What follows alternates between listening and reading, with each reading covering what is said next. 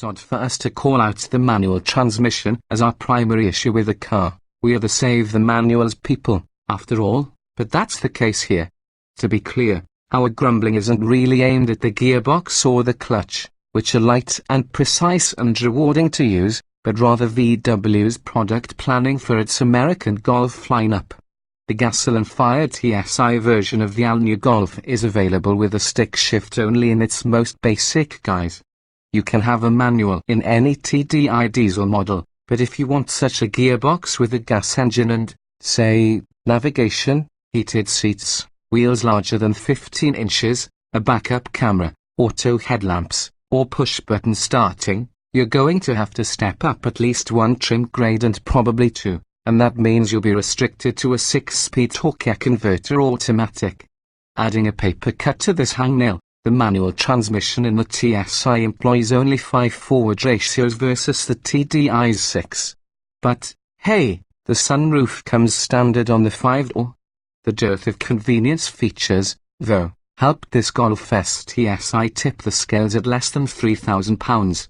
Light and lithe, our Golf was as chuckable and tossable as any of its brethren, and it exhibited little to no understeer as it sliced up apexes and registered 0.85 grams on the skid pad. A respectable number, especially considering the modest 19,565 Continentals.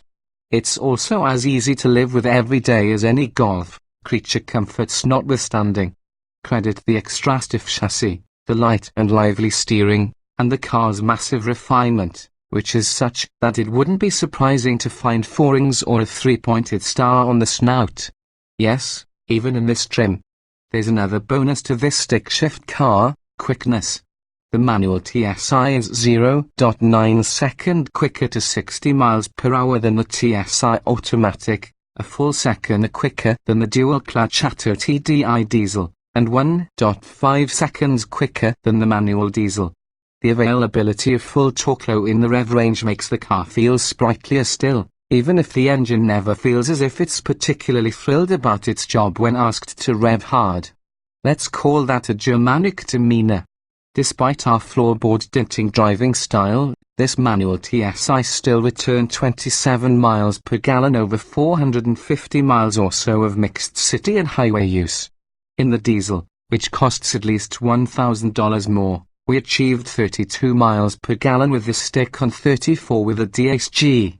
An extra mpg or 2 might be within reach on gasoline, if only the 1.8 were able to spin a 6th gear. Fitting a 5-speed in this day and age isn't a mortal sin, but a car that feels so premium in nearly every other way ought to have a fully modern manual transmission.